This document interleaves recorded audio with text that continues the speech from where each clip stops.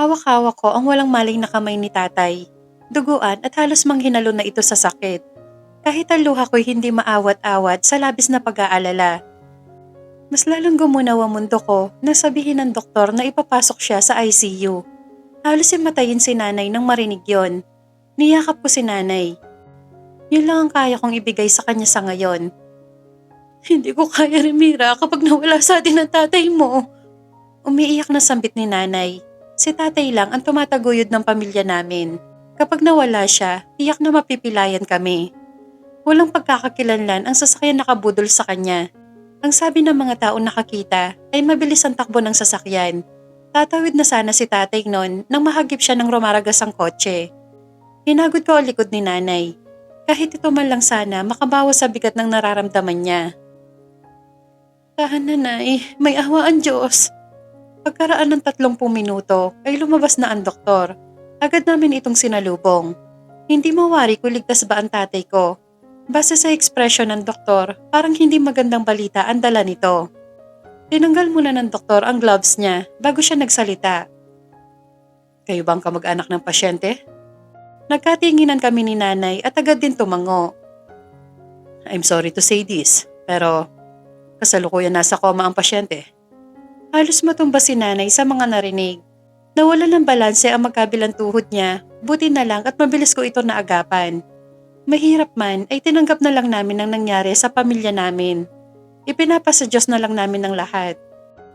Inilipat si tatay sa ward kung saan makina na ang sumusuporta sa katawan niya. Habang tumatagal rin ang pag-stay niya dito, ay lumalaki din ang gastusin namin. Problema yon dahil wala kaming alam kung saan hahagilap ng pera. Kasalukuyang inaayos ni nanay mula sa pagkakatupi ang natabi nitong pera. Mga nasa 7 milyon. Sakto lang para sa 1 linggo ni tatay. Anak, eto na lang ang meron ako. Napahinto ako nang marinig yon. Titigil na lang kaya ako sa pag-aaral, Nay. Si Alex na lang muna ang pag-aralin natin. Mas malaki kasi ang gastusin sa pag-aaral kahit scholar ako. Samantalang si Alex na bunsong kapatid ko ay nasa grade 5 pa lamang at mas kailangang pagtuunan ng pansin. Hindi, Remy. Mag-aaral ka, sayang ang 2 taon na lang. Kung titigil ka ngayon, maaaring mawala sa iyo ang scholarship mo. Gusto mo ba yon? Napaisip ako. Tama si nanay. Kung titigil ako at magtatrabaho, may posibilidad na hindi na ako mabibigyan pa ng scholarship. Kaya kahit nahihirapan si nanay, ay itinuloy ko pa rin ang pag-aaral. Naging working student ako sa isang fast food chain upang hindi nadagdag isipin ni nanay ang allowance ko. Pero kahit ipagsabay ko man ang lahat, ay hindi pa rin sasapat ang kinikita ko. Kulang pa rin. Kasalukuyan kong binabalatan ang hawak kong hamburger sa supot nito. Kanina pa ako gutom na gutom dahil maaga ang pasok ko. 4:00 natapos ang shift ko sa fast food, kaya wala talaga akong tulog. Di bale, 2:00 naman ang uwi ko mamaya, babawi na lang ako ng tulog. Kumagat ako ng malaki at tila napapikit ako sa sarap. Siguro dahil gutom na gutom ako at ngayon lang napasukan ng pagkain ang aking lalamunan. Nakakatatlong kagat ako nang marinig ko ang 2 babaeng nagchichismisan. Wala masyadong tao sa labas ng kantin kung saan ako kumakain kaya malayang naririnig ko ang pinag-uusapan nila. I can't believe natatanggihan ka ng isang Theoderic Alarsen. Napahinto ako sa pagnguya. Si Theo kasi ang ultimate crush ng buong campus. Siyempre kasama na din ako. Bukod sa gwapo at matipuno, mestizo, may lahing kano. Basta, lahat-lahat na. Anak rin ito ng isang bilyonaryo sa Pilipinas. Kahit nga itong Alarsen University ay pag-aari nila. Mahilig rin siya sa swimming at naka-gold medal pa nga sa SEA Games. Kaya may sariling pool itong university dahil alam ng daddy niya na ito ang hobby ng anak. Huling kagat ang ginawa ko na magsalita ulit ang babae. You know what, Veronica? I think, bakla yung Theo na yan. See? Halos maghubad ka na kanina sa pool. Deadma ka pa rin. Napangiti ako. Pang-ilan na ba ito sa nireject ni Theo? Yung una ay nag-confess sa kanya sa stage. Yung isa naman, kunwari, masakit ang tiyan para tulungan ni Theo. Basta, marami. Marami na sila. Ako na lang yata ang wala palakas ng loob na umamin at baka mapuno na ang listahan sa mga nireject niya kapag dumagdag pa ako. Kahit nga magkaklase kami sa isang subject namin sa history, hindi man lang namamansin. Siguro dahil hindi kami magka-level kaya ganon. Dapat iseduce mo siyang maigi. Baka kulang ka sa effort, girl. Nalaki ang mga mata ko. Pwede ba yun? No, hindi ko ibababa ang pride ko, no? If ayaw niya. Sorry, marami lalaki dyan sa tabi-tabi. Wika ng babae at bigla itong tumayo. Kalaunay, umalis na rin sila. Habang ako'y naiwang pang nakatulala. Hindi mawaglit sa isipan ko ang masedus siya. Akitin ko kaya siya? Nang maibalik ako sa ulirat, ay sinampal-sampal ko ang mukha ko. Ang gaga ko talaga. Bakit ko idadaan sa dahas na paraan? Nang magring ang bell ay doon lang ako nakapag-isip ng maayos. History subject na namin. Tinakbo ko ang buong hallway papunta sa room. Tagaktak ang pawis ko pero hindi ko yun binigyan ng pansin. Ang tanging nasa isip ko ay baka malate ako. Sa sobrang pagmamadali ay hindi ko tinignan ang dinadaanan ko. Dahilan para aksidente mabunggo ko ang sarili sa likod ng isang estudyante. Classmate ko pa yata. Bumagsak ang mga librong hawak ko at pati ako'y natumba rin. Nasaktan man ay isa-isang dinampot ko pa din ang mga nagkalat na aklat. Nasaktan man ay isa-isang dinampot ko pa rin ang mga nagkalat na aklat. Habang patuloy na humihingi ng despensa. Hindi ko malang magawang tignan sa mukha ang nabangga ko dahilan sa matinding kahihiyan. Sorry po talaga, hindi ko sinasadya. Nang tumayo ako ay inabot nito ang isang libro na dinampot pa niya yata. Salamat. Nang akmang kukunin ko ito, nagulantang ako nang bumungad sa akin ang mukha ni Teo. Ginitian niya ako. Ngumingiti siya? Palagi kasi ito naka-beast mode kaya bago sa akin ang makita siya nakangiti. Next time, tumingin ka sa dinadaanan mo, miss. Baritonong sabi niya, ngunit may lambing. Halos maglulundag ako sa tuwa, pero nakakahiya naman kung dito ko pa yun gagawin. Nilagpasan niya ako at hindi na pinansin pa. Sungit? Palagi naman kasi siyang ganon, hindi lang sa iba kundi sa lahat. Kung sa blow up, naka-turn on sa everyone ang kasungitan niya. Pagpasok ko sa room ay nagsisimula na ang klase. Agad tumingin sa akin ng lahat nang tuluyan na ako makapasok. Napalunok ako ng laway dahil mukhang naistorbo ko pa yata ang buong klase. Pareho kami late ni Teo pero alam ko naman na hindi siya papagalitan. Parents niya ang nagpapasahod sa mga teacher. Ito ba ang tamang oras ng pagpasok, Miss Alvarez? Ha? Mataray na tanong sa akin ni Mrs. Valderrama habang nakapamiwang. Hindi po, sorry po. May ilan ako nakitang palihim na nagtatawanan, ang iba na may nagbubulungan pa. Nang mapunta kay Teo ang paningin ko, abala ito sa kung anong binabasa sa table. Pumalik ang tingin ko kay Mrs. Valderrama. Next time, Miss Alvarez, agahan mo nang hindi naman nakakahiya sa mga classmates mo. Aniya, dahilan para mapapikit ako. Kalaunay pinaupo na rin ako. And this time, kinakabahan ako dahil magkatabi kami ni Teo. Kahit may aircon at malamig ang buong room ay binutil ang pawis ko. Minsan naiisip ko kung paano ako mapapaklose sa kanya. Gusto kong maging magkaibigan kami. Pwede kaya yon? Inabot ko ang kamay ko upang makipagkamay sa kanya. Ramira, pero nangawit na lang ang kamay ko ay hindi pa rin siya nakipag-shake hands. Suplado? Palibhasa, gwapo. Bulong ko. Pero natigilan ako nang bigla ako nitong tinitigan. Agad ako nag-iwas ng tingin. Para kasing papatay ang klase ng pagtitig niya. Nang maramdaman kong hindi na siya nakatingin, saka lang ulit ako tumingin sa kanya. Pero isa yata sa maling desisyon ang ginawa ko. Dahil nakatingin pa rin pala siya sa akin. Nagtama ang paningin namin at halos hindi ako makaiwas. Hi. Pilit kong sambit. He smiled at dahan-dahang inabot ang kanyang kamay. Gusto niya makipag-shake hands? Dumaon-daw ang kaba sa dibdib ko mula sa pinaghalong tuwa at hiya. Theoderic, the heartthrob. Sabi niya, dahan-dahang nalusaw ang ngiti sa labi ko. Kailan pa bang ipagmalaki yon? Ang OA naman. Tinuro niya ang kapirasong papel na nasa table ko. Wala naman akong balak magpa-autograph. Wow ha? Ano siya, artista? Hindi. Marunong naman akong pumirma. Mahina itong tumawa. Nakaka-amaze lang na ganito pala tumawa ang isang Teo. You're funny. Di, bigyan mo ako ng signature mo. Or number 10. Tila inaakit ako ng baritonong boses niya. Teka, inaakit ba niya ako? Dapat siya nga itong inaakit ko. Number? 5? Tumawa ulit siya. Tumigil lamang ito nang bawiin ko na ang kamay mula sa pagkikipag-shake hands. Namimihasa eh. What about 6 or 9? Nanlaki ang mga mata ko. Nakaramdam ako ng pambabastos kung kaya agad akong tumayo at walang sabi siyang sinampal. Ano akala mo sa akin? Cool girl? Kahit naman kasi wala akong karanasan, ay hindi na malingid sa akin ang mga ganyan. Tinuturo kaya yan sa klase. Oh my God, sampal ba yon? Oh, nakakahiya. Halos tumingin sa akin ang lahat ng tao. Hindi ko rin maiwasan ang mga takas na tingin sa akin ng tao. Maski ako, nagulat din sa ginawa ko. Nakasampal ako. Nakasampal ako ng hindi lang basta estudyante, kundi anak ng nagpapaaral sa akin sa university na to.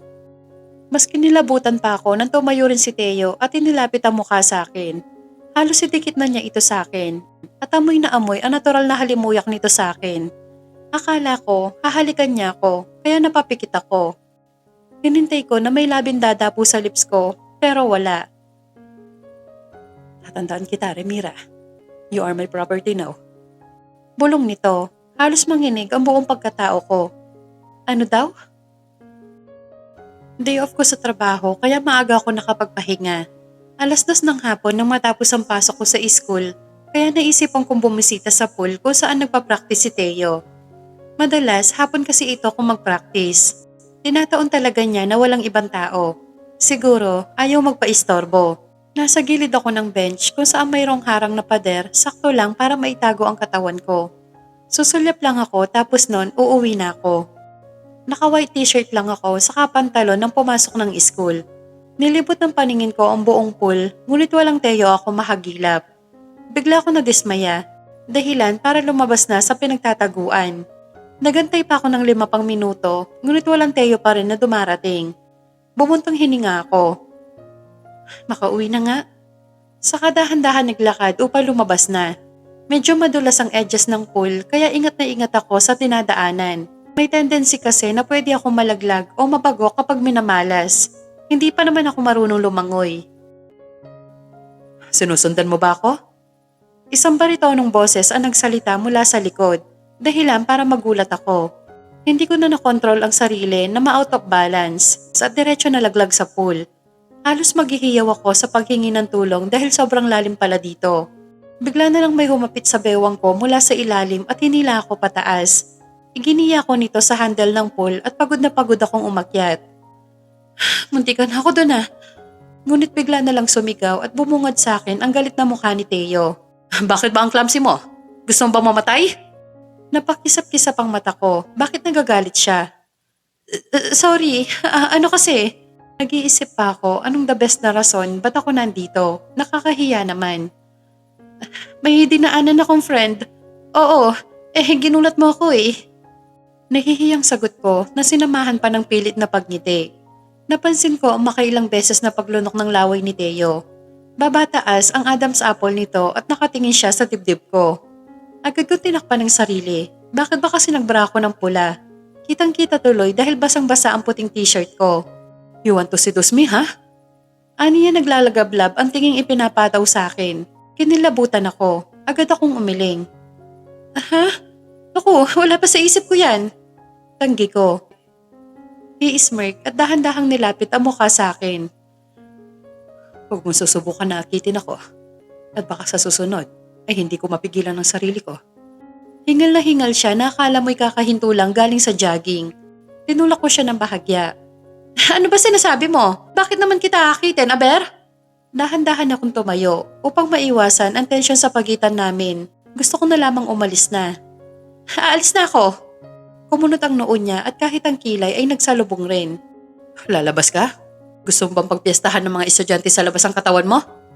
Sinipat ko ang sarili.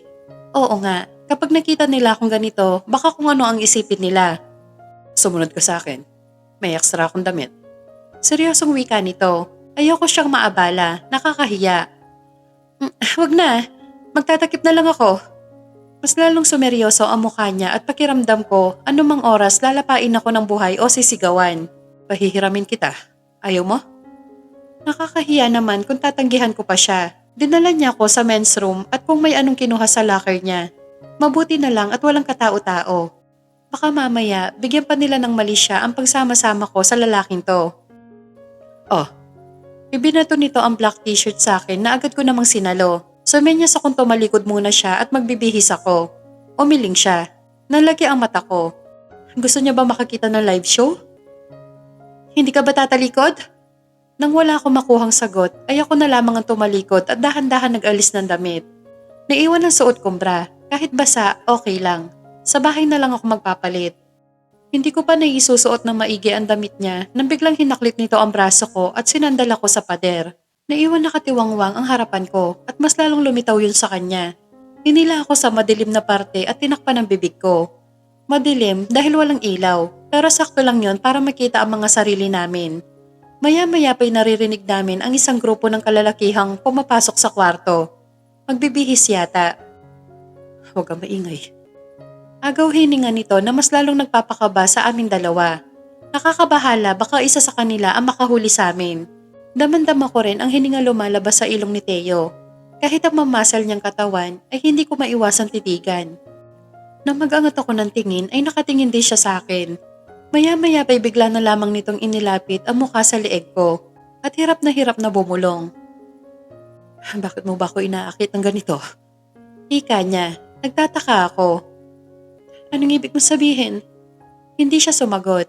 Maya-maya pa'y biglang tumahimik ang mga kalalakihan. Sa tingin ko'y umalis na. Wala na sila. Bulong ko at nangak mga alis na sana ako ay hinabol nito ang leeg ko at muling isinandal ako sa pader. Halos manigas ako sa kinatatayuan nang walang habas ako nitong hinalikan. Matagal, marahas at may halos panggigilan nito ang labi ko. Nang hindi ito makahinga ay buong puwersa ko siyang itinulak at binigyan ng magkabila ang sampal. Bastos! I glared him.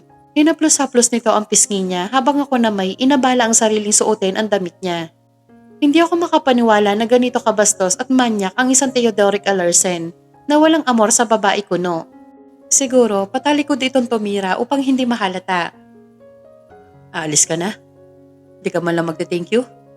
Sarkastiko nitong saad. Pinaikutan ko siya ng mata na tila ba nakakaloko tong tao na to. Okay ka lang?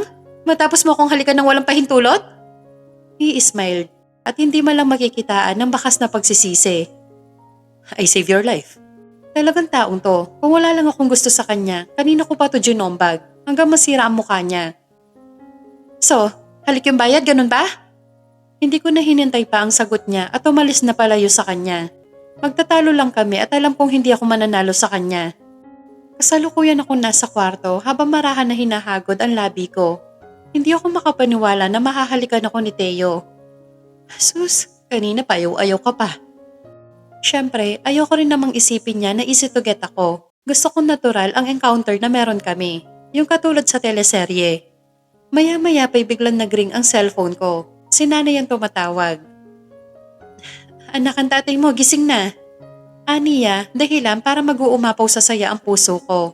Dali-dali akong pumunta sa hospital upang makita si tatay. Sa ward ay hawak-hawak ni nanay ang kamay ni tatay, pero tulala lamang ang ama ko. Nay, kumusta po? Biglang bumulahaw ng iyak si nanay. Agad ko siyang dinaluhan upang hagurin ang likod. Gising nga siya anak, pero tulala naman. Hindi nakakapagsalita. Naaawa ako sa nanay ko. Siya ang mas nahihirapan sa sitwasyon namin ngayon. Habang tumatagal, lumalaki na rin ang gastusin namin sa hospital. Kailangan kong gumawa ng paraan. Kahit ang kumapit sa patalim, ang naisip ko na rin pasukin. Malaki ang kitaan dito. Makikipag-table ka lang naman. Habang nagsiserve, tiba-tiba ka na. Sabi ng mama sang habang inihit-hit ang sigarilyo. Nandidiri ako sa paligid. Hindi ko masikmura ang pinagsamang usok ng sigarilyo at alak ang loob ng bar. Huminga ako ng malalim. Table-table lang naman. Hindi na ako lalampas pa bukod doon. Hindi ko na pinatagal pa at nagsimula na ako agad. Hapit na hapit ang suot kong fitted shorts. Kahit yung tops ay body-fitted at may choker pa. Para naman akong aso dito. Sobrang kapal din ng makeup ko dahilan para pagtinginan ako ng mga tao. Halos lumuwa na ang mga mata ng mga manyak na magsimula akong mag-serve ng inumin. Wala pang ilang minuto ay agad akong pinuntahan ng mamasang at binulungan. Nakachamba ka, may gusto agad tumibol sa'yo. Bigla ako natakot. Hindi ba't pinasok ko tong bagay na to kaya dapat inaasahan ko na to. Hinila ako ng mamasang papunta sa table kung saan ay inukupa nito ang buong couch. Dim light ang paligid kaya hirap ako maaninag ang mukha ng customer. Bossing, eto batang-bata, saka inosente pa. Kinilabutan ako. Para akong isdang inaalok sa talipapa. Nang umalis ang mamasang upang iwan kami, ay hindi ko maiwasang makaramdam ng lamig. Niyakap ko ang sarili hanggang sa magsalita ang customer. Tatayo ka lang ba dyan? Pamilyar na boses yon ni Teo, dahilan para mas kabahan ako. Nang sipatin ko ang mukha niya ay kumpirmadong si Teo nga. Pero ang mas inaalala ko, ang seryoso nitong muka at galit na galit. Kahit ang jawline nito'y hindi maawat sa paggalaw. Mas lalo nagbabaga ang mga mata niya nang makita ang buong katawan ko. First day ko pa lang ngayon, huwag kang ang OA? Padabog akong umupo ilang metro ang layo sa kanya. Dinampot nito ang basong may lamang margarita. Mabilis nitong tinungga at seryoso ang muka. Umusog ka dito, bayad ka naman. Aniya, agad kong tinaas ang dalawang palad ko. Oops, table lang to ha, Teo? No touchy-touchy ha? Umiling siya nang nakangisi. Kung hindi siguro akong tumable sa'yo, baka nakakandong ka na sa iba. Pinandilatan ko siya ng mata. Ang bibig talaga nito, pasmado. Mayaman nga, wala namang good manners and right conduct. Hoy, hindi ah. Kung hindi lang ako gipit, hindi ko papatusin ang trabahong to. Bumuntong hininga ako. Tinignan niya lang ako ng mariin. Kinakalkula ang bawat segundong magkasama kami. Nang maubos niya ang iniinom, ay tumayo siya at nilapitan ako. Agad niyang kinuha ang kamay ko at hinila. Pinigilan ko siya. Nakakapagtaka lang kasi. Hindi ako pwedeng sumama na lang basta-basta sa kanya. Let's go. Mautiridad niyang utos. Umiling ako. Ayoko nga. Ano siya, siniswerte? Sabi ko table lang. Binayaran ko ang buong gabi mo, kaya tara na. Pamimilit niya. Kahit nabayad ako, hindi pa rin ako sasama. Nang maubos ang pasensya niya, bigla na lamang niya akong binuhat. Ay, ano ba? Ibaba mo nga ako! Pinagpapalo ko ang dibdib niya, pero kasing tigas yata ng bato ang dibdib niya dahil wala man lang nararamdamang sakit sa katawan. Nagpupumiglas ako na parang bata. Hanggang sa pabagsak ako nitong binitawan sa front seat ng sasakyan niya. Gusto ko pa sanang tumakas, ngunit agad naman niyang isinara ang pintuan. Ano ba trip mo ha? Inis kong hinawi ang nagkagulo-gulo kong buhok. Seryoso lang ang mukha niya na mas lalo nagpapakaba sa akin. Bago pinaandar ang sasakyan ay hinagos nito sa akin ang black suit niya. Suotin mo nang hindi nakabalandray ang katawan mo. Utos niya. Sinuot ko na lamang ang coat niya at tahimik na sinunod siya. Habang nasa biyahe, hindi ko maiwasang mag-isip kung ano ba ang gagawin niya sa akin. Rarapin niya ba ako? Di kaya papatayin? Naku, sana wag naman. Kapag napapadaan sa tulay ang kotse niya, ay hindi ko rin maiwasang mag-isip na baka ipasalvage niya ako at itapon na lamang sa ilog. Hinarap ko siya. Alam mo, Teo, hindi ko alam ang nasa isip mo. Kung gusto mo kong patayin, hayaan mo muna akong makapagpaalam sa pamilya ko. Natawa siya sa sinabi ko. Umiling ng makailang ulit. I'm not a killer. May pupuntahan lang tayo. Seryoso nitong wika. Saan niya ako dadalhin? Sa hotel? Motel? Hindi ko pa kayang isuko tong bandera ko. Nang sipatin ko ang daang sinusuyod ng kotse niya, ay nagtaka ako dahil papunta yun sa hospital. May bibisitahin ka bang kamag-anak dito? Ang cool lang kasi same hospital din kung saan naka-admit ang tatay ko. Yes. Maikling sagot niya. Napangiti ako. Di bale, mabibisita ko rin si tatay ng libre. Pinaayos niya muna sa akin ang pagkakasara ng suit niya upang hindi makita ang suot ko. Mabuti na lang at mahaba ito. Nagmukha tuloy itong dress sa akin. Nang makapasok kami, ay dumiretso ako sa hallway papunta sa ward ng tatay ko. Nang mapansin kong nakasunod pa rin si Teo sa akin, sinita ko siya. Hindi ka ba bibisita sa kamag-anak mo? Nginitian niya ako at tinakbayan. Si tatay mo talaga ang sadya ko. Aniya, namilog ang mata ko. So dinala niya ako dito dahil sa tatay ko? Taka, paano niya nalaman na nako-confine ng tatay ko? Seryoso ka ba? Tumango siya at nagsimulang maglakad para kami magsyota dahilan sa pagkakaakbay nito. Naiilang man ay hindi ko na ito sinaway pa. Pagkapasok ng ward ay nagulat si nanay. Agad ako lumapit sa kanya saka nagmano. Nay, si Teo po. Classmate ko. Agad na nilapitan ito ni nanay at niyakap. Si nanay naman feeling close. Tipid ko silang nginitian. Salamat po Mr. Alarsen. Utang namin sa iyo ang lahat. Kumunot ang noo ko. Teka, meron ba akong bagay na hindi pa nalalaman? Nag-meet na ba sila dati? Imposible. Magkakilala kayo? Natigilan sila pero agad akong nginitian ni nanay. Lumapit siya sa akin at hinawakan ng kamay ko. Anak, si Mr. Alarsen ang sumagot lahat ng gastusin dito sa hospital. Nahihiya nga ako pero talagang hulog ng langit siya sa atin. Grabing gratefulness ni nanay. Kulang na lang lumuhod siya at magsimula mangumpisal. Gusto ko siyang tanungin at kumprontahin. Paano niya nalaman ng lahat na nangyayari sa buhay namin? Investigador ba siya? Konting kwentuhan lang at kamustahan ang ginawa namin sa loob. Si tatay tila gilaw na gilaw kay Teo. Siguro dahil mabait ito sa kanya. Alam mo, itong anak ko, single yan, walang boyfriend, mula nang maisilang. Agad na pinalo ko si nanay sa braso. Ay, huwag kang ganyan. Saway ko rito. Lihim na napangiti si Teo. Gustong gusto din niya na pinagtitripan ako. May jowa ako, no? Ayoko naman magmukhang inosente sa pagitan ng dalawa. Baka mamaya isipin ni Teo, weak ako. Talaga anak? Sino? Tila gulat na gulat si nanay. Napangiti ako at napatingin sa kisame. Umaarting kinikilig. Si Alex, Nay. Agad na napailing si nanay. Anak naman, pina-stop ko si nanay gamit ang kamay at baka madulas pa. Talaga? Kuno noon tanong ni Teo. Napansin ko ang pananahimik ni Teo sa tabi. Inatake na naman yata ng tantrums. Para kasing babae ito lalaking to, over kong mag-mood swing. Nang magpaalam kami kay nanay na umuwi na, ay ramdam ko ang pananahimik ni Teo sa daan. Tinatanong ko siya kung bakit niya alam ang tungkol kay tatay, pero mas maingay pa yata ang hangin kesa sa kanya. Nang makasakay kami sa kotse niya, ay pinagpapalo nito ang manubela na parang tanga. Minsan, gusto kong matakot pero iniintindi ko na lang baka ganyan talaga ang personality niya. Maya-maya pa'y humarap siya sa akin. Seryoso at tila lalapain ako. Oh, ba't ganyan ka makatingin? Muling dumaundong ang dibdib ko. Baka mamaya may kung anong kumakalikot sa isipan niya. Kailan naging kayo? Seryosong tanong nito. Naloading pa ako saglit bago ko nakuha ang ibig niyang sabihin. Natawa ako. Gusto kong humalakhak kaso baka lalo siyang magalit. Sineryoso mo talaga yon? Natatawa ko pa rin tanong. Tila nainis ko yata siya dahil malakas ulit nitong hinampas ang manobela. Answer me directly. Nalusaw ang ngiti ko. Pinakalma ko ang ekspresyon ng mukha ko saka siya sinagot. Wala, di totoo yun. Nakatingin pa rin siya sa akin na tila ba hindi convincing sa sagot ko. Wala nga, di ko nga alam bakit wala pa akong boyfriend eh. Sino si Alex? Curious ng tanong na agad ko namang sinagot. Kapatid ko yun, saka yung kanina, biro ko lang yun. Mabuti pa si nanay na-gets ako agad.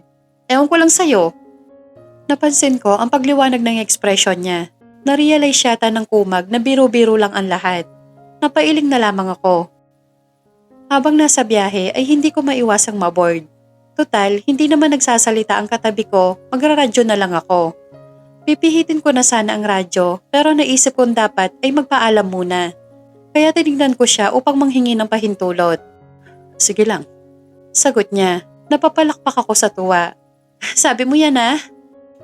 Nang magtuwid ng upo ay hindi ko maiwasang mapapikit sa lamyos ng musika.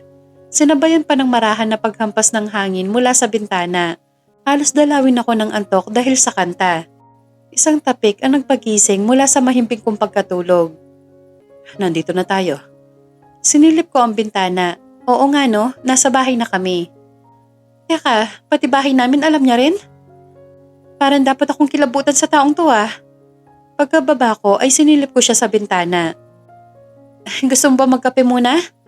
Alok ko rito pero talagang makapal ang mukha ni Teo at talagang bumaba siya. Pilit ko siyang initian. Sa loob ay walang tao sa kusina. Pinaupo ko muna siya doon habang ako naman ay tinungo ang kwarto ni Alex. Nang hawiin ko ang kortina ng kwarto niya ay kumawala ako ng hangin ng ginhawa. Tulog na tulog ito. Napangiti ako. Binalikan ko si Teo sa kusina na nuiabala sa paglibot ng mata sa buong paligid. Bahagya ako nahiya at di ko nagawa pang tanggalin ang bahay ni Spider-Man. Sobrang busy ko kasi. Pasensya ka na sa bahay namin. Sabi ko habang abala sa paghahanda upang ipagtimpla ng kape. It's okay. Black coffee. Ayoko ng cream. Aniya na makita ngak malalagyan ko na ng gatas ang kape niya. Isinara ko ang garapon sa kanilagyan ito ng mainit na tubig mula sa termos. Oh, baka sweet yan ha? Sweet yung nagtitimpla eh. Pabiro ko sa kanya, inilapag ang tasa sa harapan niya. Umiling na lamang siya saka sumimsim ng kape. Ako naman ay 1 metro ang layo sa kanya. Sweet nga, like your lips. Namilog ang mata ko, agad ko siyang pinalo sa braso. Huwag ka nga maingay, baka marinig ka ng kapatid ko. Tumawa siya. Totoo naman, gaya ng labi. Agad ko siyang sinaway. Sige, pag itinuloy mo yan, huhugutin ko ang dila mo. Pagbabanta ko, tumawa siya ng tumawa. Ako, eto, nakataas ang kilay habang pinapanood siya. Baliw talaga. Bulong ko pero narinig pa rin niya. What did you say? Aniya at biglang sumeryoso ang muka. Ang alin? Wala ah. You said, baliw ako. Aniya na tila kinumpirma ang sinabi ko. Narinig mo naman pala, itatanong mo pa. Pinanikutan ko siya ng mata. Yes, baliw ako. Baliw sa'yo. Aniya saka kumindat. Ang corny mo. Kinabukasan ay maaga akong pumasok sa school. As usual, papasok muna ako sa school at mamayang hapon naman ay sa trabaho ko. Medyo kinulang lang ako ng kaunti sa tulog kaya nakakaramdam ako ngayon ng pagkahilo. Gayunpaman, ininta ko na lamang. Ayoko kasing may mami sa klase. Nang makapasok na ako sa gate ay hindi ko maiwasang hilutin ang sentido ko. Gusto kong isisi kay Teo tong sakit na nararamdaman ko pero gusto ko din naman ang nangyayari sa amin. Parang, alam mo yun, getting to know each other. 2 subject ang pinasukan kong hindi malang makapag-focus. Parang bubuyog na bumubulong sa akin yung teacher. Dahilan para walang lesson ang pumapasok sa utak ko. Habang nilalakad ko ang hallway para sa 3rd subject namin, ay mas lalong nanuot ang pananakit ng aking ulo. Nagbe-blurred na rin ang paningin ko. Nang akmang matutumba na ako, ay isang braso ang humawak sa akin. May sakit ka ba? What a timing, si Teo. Umiling ako kahit hindi ko na maaninag ang paligid kahit ang mukha niya. I think kailangan mo magpa-check up. Dinala niya ako sa clinic na nasa university din mismo. Miss, kailangan mo mag-take ng ferrous sulfate and food na rich in iron. Ang baba ng dugo mo, kaya ka siguro nahihilo. Malambing na wika ng doktor, tumango ako. So Doc, pwede na po ba akong umuwi? Humiling ang doktor. Pauubusin lang natin ang dextrose mo, after that makakauwi ka na. Sabi nito. Pinapanood lang kami ni Teo at sobrang alala ang muka. Kahit ang doktor ay lihim na napapangiti sa aura ni Teo, para kasing asawa kong umasta. Iniwan din kami ng doktor upang siguro mabigyan kami ng privacy. Pagkaalis nito, tumakbo palapit sa akin si Teo. Umupo siya sa tabi ko at hinawakan ng palad ko at pinaghahagkan. May kung anong kumurot sa tiyan kong hindi maipaliwanag. Agad ko itong binawi. Ang sabi ng doktor, anemic lang. Wala pang taning ang buhay ko. Huwag kang uwi. Kunyaring naiinis ako. Kung sa ganon, maging tayo muna bago ka magkaroon ng taning. Pabiro niya. Binatukan ko siya. Sa mga biro-biro niyang ganyan, baka nga mamatay ako ng mas maaga. Tayo ka dyan. Bakit naliligaw ka ba ha? Hirit ko. Nginisihan niya ako. Kailangan pa ba yon? Binatukan ko siya ulit. Oo naman. Lahat na magjowa dumadaan sa ligawan ni stage, no? Palibhasa, wala ka nun, kaya hindi mo alam. Bulyaw ko. Tinawanan niya ako at pinugbog ng halik ang mga palad ko. Wala akong lakas para sawayin siya, kaya hinayaan ko na lamang. Tinitake advantage yata ang kahinaan ko. Nang matapos niya itong halikan, ay dumampo ang paningin niya sa mukha ko. Seryoso at nagsusumamo. Hindi ko pa nga masyadong kilala si Teo. Ang alam ko lang sa kanya ay kung anong pamilya ang meron siya. Pero kung pag-uusapan ng buong pagkatao niya, kulang ang isang tao para lubusan siyang makilala. Pero dahil crush ko siya, maiksi lang yon para sa akin. Hinawakan niya ang mukha ko. Wait, nahalikan ba niya ako? Sa pagkakataong ito, hindi ko siya maitutulak dahil may dextrose pa ako. Napapikit ako at hinintay na lamang na maglanding ang labi niya sa labi ko. Pero hindi yun natuloy nang biglang may pumasok sa kwarto. Teo Derek! Tawag ng babae na tila sinaway siya. Very sophisticated ang dating ng babae. Kung hindi ako nagkakamali ay nasa mid-50s na ang mukha niya. Kahit ang posture niya ay hindi maitatanggi ang karangyaan. Gusto kong magtakip ng muka. Matalas ang klase ng pagtitig sa akin ng babae at tila pinag-aaralan ang buong pagkatao ko. Mami, bakit nandito ka? Tanong ni Teo. Napalunok ako. Mami niya? Sa pagkakataong ito, nais ko na lamang tanggalin ang dextrose at sumibat na. Pero paano? Mahina ang katawan ko. Dapat ako magtatanong sa'yo ng ganyan. Anong ginagawa mo dito? Mataring na tanong ng mami niya sa kanya. Suddenly, hinawakan ni Teo ang mga palad ko. Namilog ang mga mata ko. Hindi niya pwedeng gawin to sa harap ng nanay niya. Si Ramira, mami. Pagpapakilala niya, marahan kong ginitian ng mami niya, ngunit agad din itong nalusaw nang mapansin ko ang pag-asim ng mukha niya. Wala siyang binigay na salita para sa akin. Bagkus bumaling siya kay Teo. Para siyang mga nanay doon sa mga drama kung magtaray. Akala ko ba nagpractice ka, Teo? Kung hindi pa ako nagpunta sa room niyo, hindi ko malalaman na nandito ka at abala sa babaeng yan. Galit na singhal niya sa anak. Sakto lang na marinig ko. Ma'am, nais ni Teo na kumalma ang ina, ngunit wala yata makakaawat dito. I'm very disappointed, Teo. Halos lumuhod ka sa akin, bigyan ko lang ng scholarship ang babaeng yan. Binigay ko ang gusto mo, pero may usapan tayo. Nalaki ang mga mata ko, kahit hindi yun ulitin sa akin, ay malinaw pa sa tubig ang mga narinig ko. Pinilit ko makaupo. Pabaling-baling din ang tingin si Teo sa akin at sa mami niya. Alalang-alala ito base sa itsura niya. Ikaw ang sponsor ko? Garalgal kong tanong kay Teo. Actually, wala namang masama doon. Dapat nga ay magpasalamat pa ako dahil sa kanya nakapag-college ako. Pero bakit pakiramdam ko pinagkaisahan ako? Kaya ba kilala siya ng mga magulang ko? Kaya ba marami siyang alam tungkol sa buhay ko? Ang daming tanong ang gusto kong itanong sa kanya. Yes, Iha. Ang swerte mo't napili ka ng anak ko. Pero napakaswapang mo naman. You want to seduce my son, either?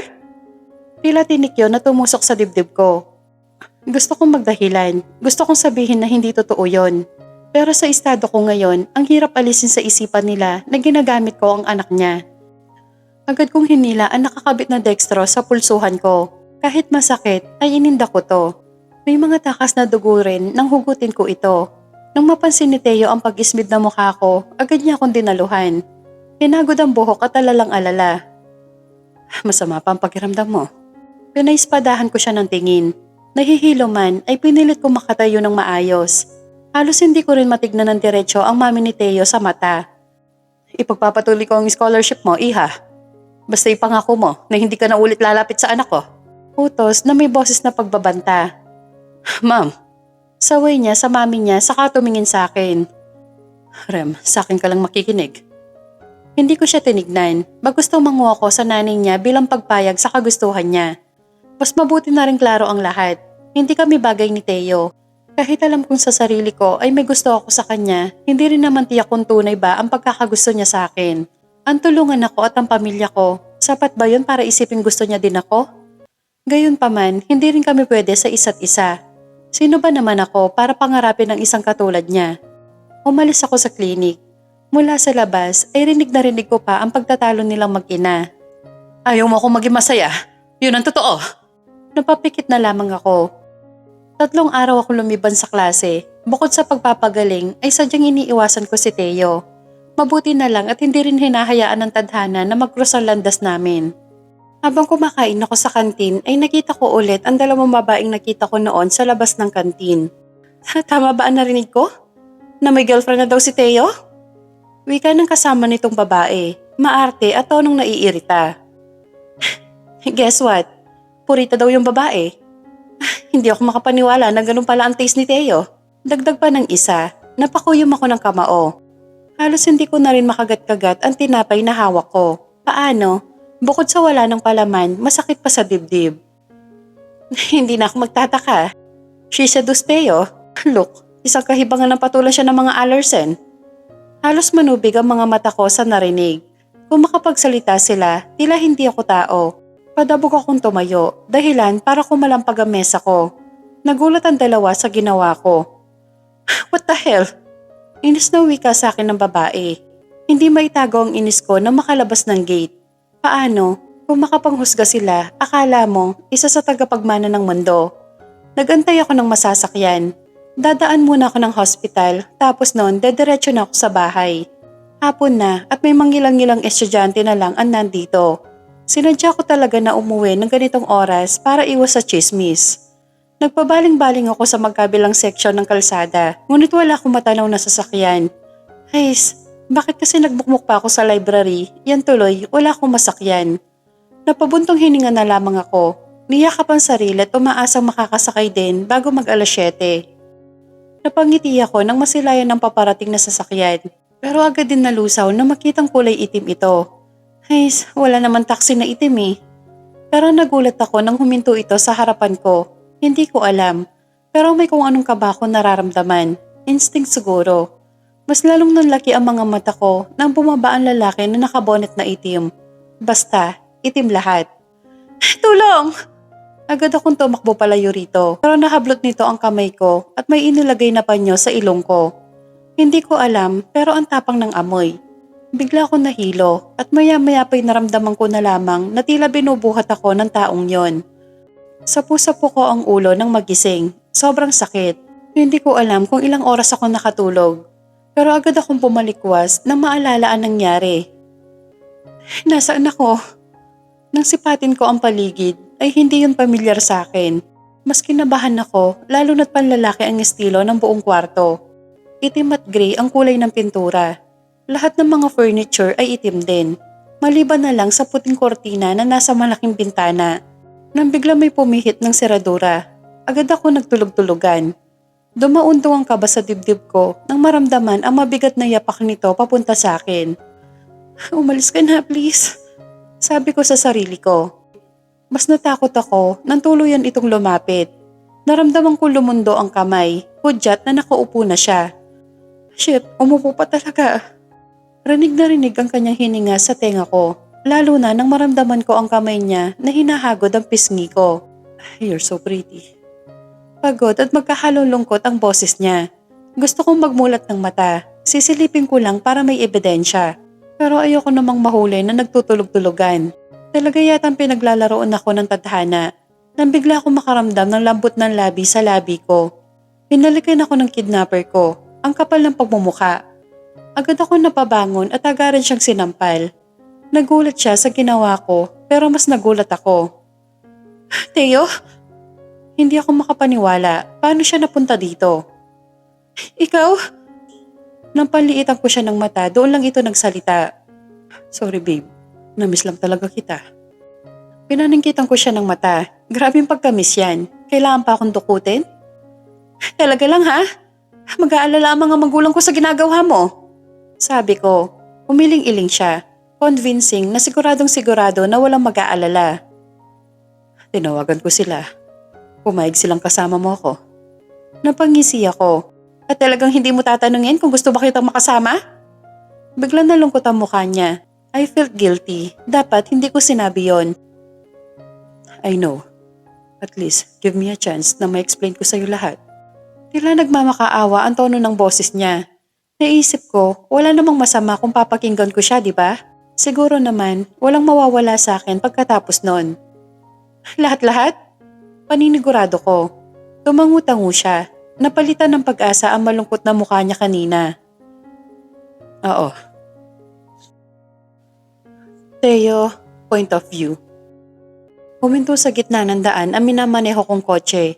Like, normal dito ang palaging dumadaan sa San Agustin High School. Ito na kasi ang alam kong pinaka-shortcut na daan. Inaantay kong mag-green ang traffic light upang dumiretso na sa school kung saan ako nag-aaral. Ilang kilometro lang ang layo nito sa paaralan namin. Nagsitawiran ang mga estudyanteng nag-aaral dito nang mapukaw ng atensyon ko ang babaeng tumatawid. I was captivated by her innocence and beauty. Tila huminto ang oras ko habang pinapanood siya. Hawak-hawak nito ang black na backpack at pasayaw-sayaw na tumawid. I don't know, ba't bigla ako napangiti? Natulala ako nang nilapad ng hangin ang mahaba at natural na itim nitong buhok. Hindi naman ako na-attract agad sa babae. But this time, she is different. Sunod-sunod na busina ang nagpabalik sa ulirat ko mula sa likuran. Nakagaw na pala ang signal pero heto ako hindi pa tapos mag-daydreaming. Simula nun, mas madalas na akong dumadaan sa intersection na yon. Sakto, at walang mintis din ang oras kung pumasok, kaya palagi ako may pagkakataon na makita siya. Sigurado ka ba dito, iho? Ang dami mga honors dyan. Mas marami ka pa makikita na deserve ng scholarship. Yes, ma'am. Siyang gusto kong isama mo sa list. Please? Pansin ko ang pag-ismid na mukha ni Mami. Ngunit alam kong hindi siya tatanggi dahil unang beses ko palang ito na humingi ng pabor sa kanya. Iho, babalaan kita. We are a Larsen. Dapat ang magiging kasama mo sa buhay ay yung ka-level natin, okay? Ayoko ng tono ni Mami. Walang kaso sa akin ang estado ng pamumuhay ni Remira. Ang maging siya ay sapat na sa akin. I know, ma'am. I was young at wala pang napapatunayan. Kapag nakapagtapos ako at nakapagpatayo ng sariling empire, ay malaya na akong mamili kung sino man ang gusto kong makasama. At si Remira yon. Suplado. I smiled. Gusto ko sana magpa-hard to get pero eto siya. Siya mismo ang lumapit sa akin. And I can resist her presence. I can't believe that I kiss Remira. Hindi ko yun plinano pero parang umaayon sa akin ang panahon.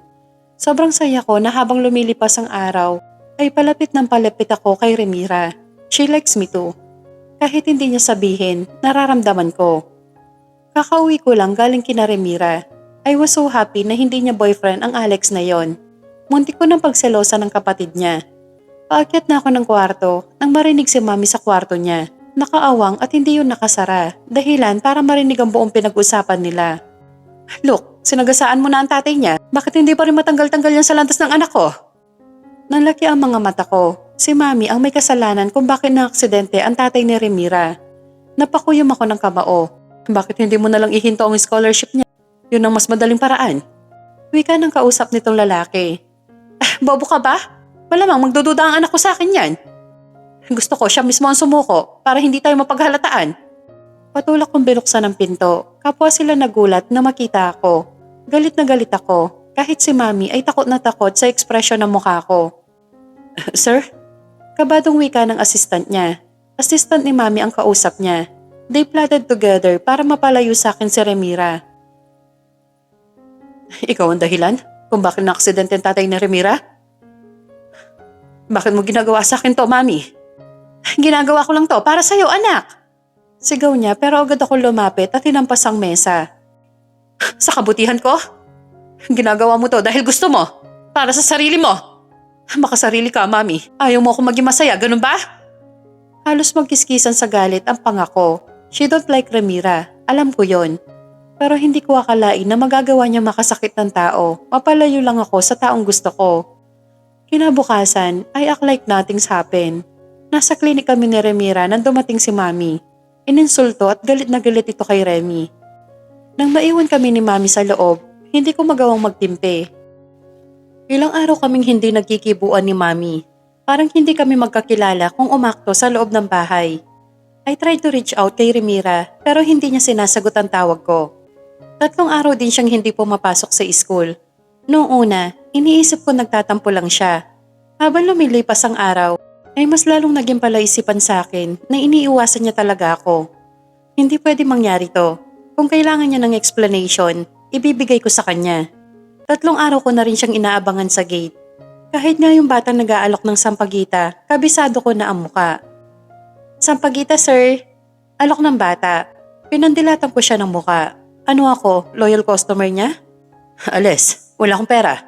Mainit-init ang ulo ko dahil hindi ko pa nakikita si Remira. May kotse nga pero wala namang pera. Mataring na wika ng bata sabay alis. Hahabol pa sana ako ng mura nang lumabas si Remira ng gate. Agad ko sinuot ang pangkulprit na bonnet. Iiwasan pa rin naman niya ako pag nagkita kami kaya kikidnapin ko na lang siya. Tapos, dahan-dahan kitang hiniga dito. Kinumutan pa nga kita. Nakita mo naman. Okay na. Ang haba ng explanation mo, sumasakit lalo ang ulo ko. Awat ni Remira sa akin. Agad kong kinuha ang kamay niya. Inilagay ko ito sa dibdib ko at marahan siyang tinitigan. Ibig ba sabihin niyan, tayo na? Bahagya akong itinulak ni Remira. Hindi naman natanggal ang pagkakahawak ko sa kanya dahil mahina lang naman yon. Hoy, hindi porke nag-explain ka, ay tayo na agad. May lakad yarn? Napangiti ako sa sinabi niya. Mas diniinan ko ang pagkakahawak sa kanya at mataman ko siyang tinitigan. Dito'y kapwa naging seryoso ang mga mukha namin. Kinuha ko ang pagkakataon na yon upang halikan siya. The exciting part is gumanti siya. Nagtagal ang halik na yon ng ilang minuto. Kapwa kami naghahabol hininga. That's so sweet. Hindi ko napigilang sabihin sa kanya. Pinagdikit ko ang mga noo namin. Pinaparamdam ko sa kanya na nandito ako at handa siyang protektahan sa kung sino man. Matapos ang tagpong yon, ay niyaya ko na siya maghapunan. Ilang oras din siyang walang malay at tiyak na nagugutom na ito. Pinaghanda siya ni Manang Suseng kagaya ng ibinilin ko lutuin niya. Sa rest house namin sa Tagaytay ko siya dinala para walang istorbo. Astig ha? Ikaw lang tong kidnapper na nagpapakain ng masarap? Tila kinurot ako sa tagiliran sa kilig. Bakit? Porket lalaki bawal kiligin? Siyempre, masarap ako magmahal eh. Pabiro ko. Mukha mo. Masaya kaming kumain dalawa. Parang date lang. Sana ganito palagi. Yung walang magbabawal na sino man. Sabay din kami nanood ng Netflix sa sala. Tanyang TV lang ang nagbibigay liwanag sa buong sala. Pinatulog ko na rin si Manang Suseng para mas masolo si Remira.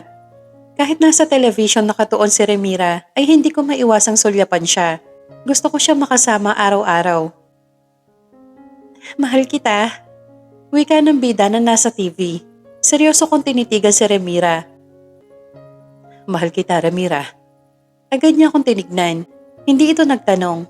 Bagkus ay binigyan ako nito ng malapad na ngiti. Matagal na kitang gusto kung alam mo lang. Nahihiyang saad niya. Natigilan ako, wala akong masabi.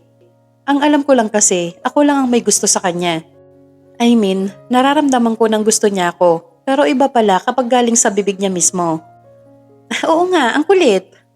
Napangiti ako. Kung ganon, tayo na talaga? Masayang wika ko. Humagikik ito. Ano pang haba? Agad ko siyang hinila at mahigpit na niyakap. Walang paglagyan ng tuwa ko dahil finally, sa akin na si Remira. I love you, babe. Yes, I've already prepared that call sign. Dito kami nagpalipas ng gabi. Sinigurado ko naman kay Remira na hindi siya papagalitan sa kanila dahil ipinaalam ko naman siya sa mga magulang niya. Kinabukasan ay sabay kaming humarap kay Mami. Ramdam ko ang takot ni Rem nang makaharap si Mami. Upang mabawasan yon ay hinawakan ko ng mahigpit ang kanyang kamay. Ano bang pinakain mo sa anak ko at patay na patay sa'yo? Striktong tanong nito kay Remira. Tinignan ako ni Remira, saka muling bumalik kay Mami ang tingin. Hindi ko po alam. Mahinang sagot ni Rem. Nahuli ko ang lihim ng ngiti ni Mami. Para ako nabunutan ng tinik. I've never seen na napapangiti si Mami ng ganito. Wala na akong magagawa dyan. As long as my son was happy. Mangiyak-ngiyak si Mami nang sabihin yon. Nagsisisi na rin siguro siya sa lahat ng kasalanan niya. Formal din siyang humingi ng dispensa kay Remira. Sasagutin niya ang lahat ng gastusin sa hospital at sisiguraduhin ipagpapatuloy niya ang scholarship ni Remira hanggang sa makagraduate ito. I want to meet your parents, Iha. Gusto kong manghingi ng tawad personally. Agad naman pumayag si Remira sa gustong mangyari ni Mami. Sa katunayan, plinano namin kaagad ang pagbisita sa hospital ng magkasama. Matapos ang madamdaming tagpo ay hinatid ko mismo si Remira sa bahay nila. Nakipagkwentuhan pa ako kay Alex bago ako umuwi. Kailangan, boto sa akin ang magiging future brother-in-law ko. Kapag sinakta mo si ate o kuya, babalikan kita paglaki ko.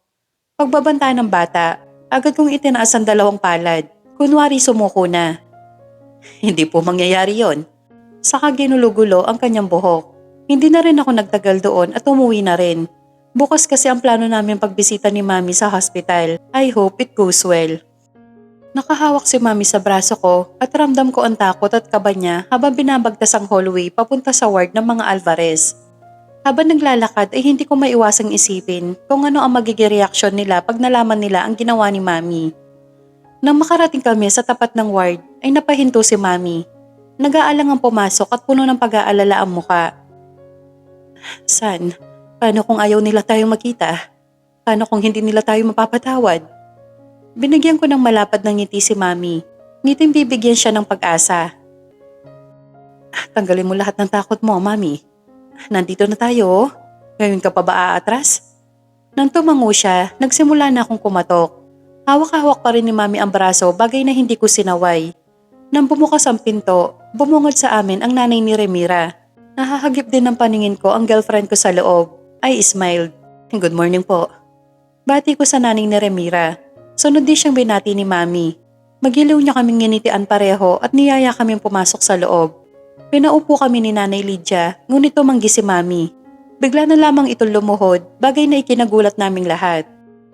Mami, pilit ko siyang hinihila patayo pero tumanggi ito.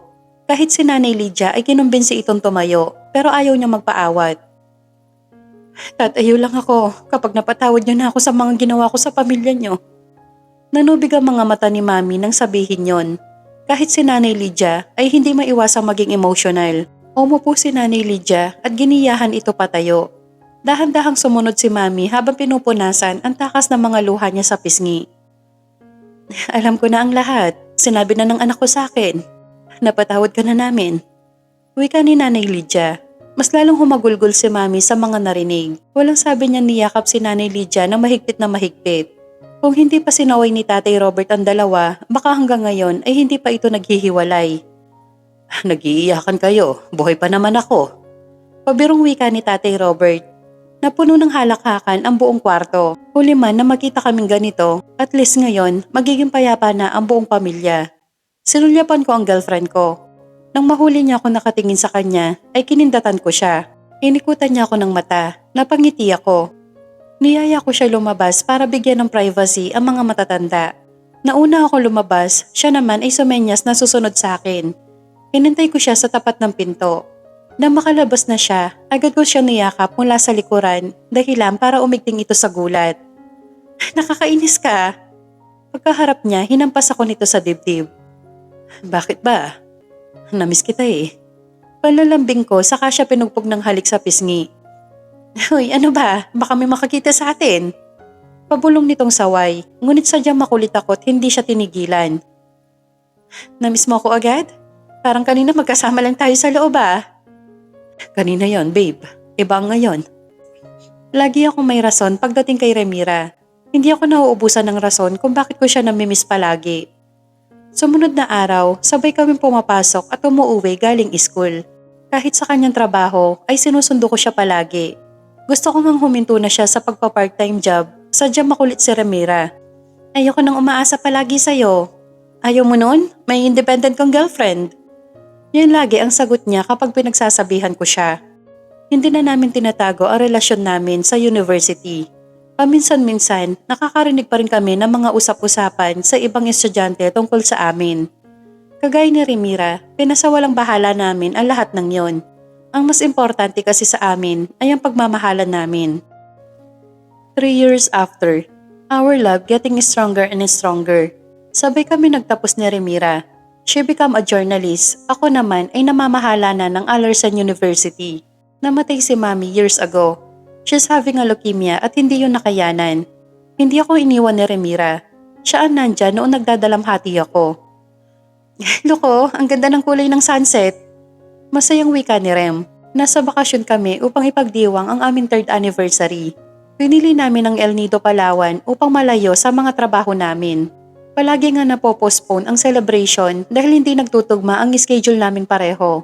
Hinawakan ko ang kanyang buhok at iniligay yon sa kanyang tenga. Ang pagtama ng sunray sa pisngi niya ay mas nakapagbibigay ng liwanag sa mukha niya. Mas lalo ko nagandahan sa kanya. Nasa balcony kami ng isang resort.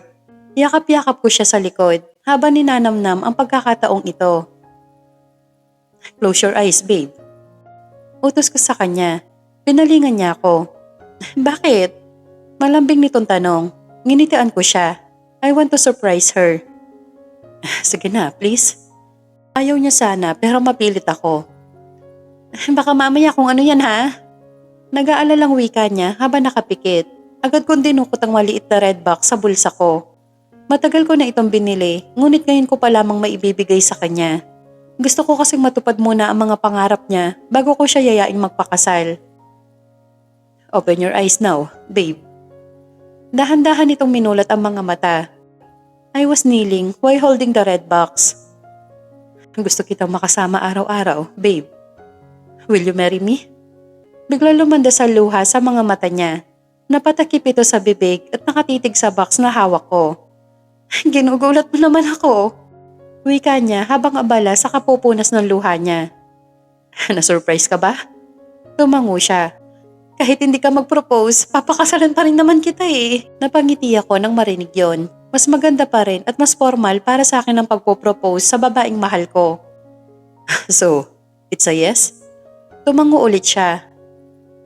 Oo, oo naman, Mr. Allerson. Agad kong isinuot sa daliri niya ang singsing. Niyakap ko siya ng mahigpit. Now, I am confident that Remira will be mine forever and ever.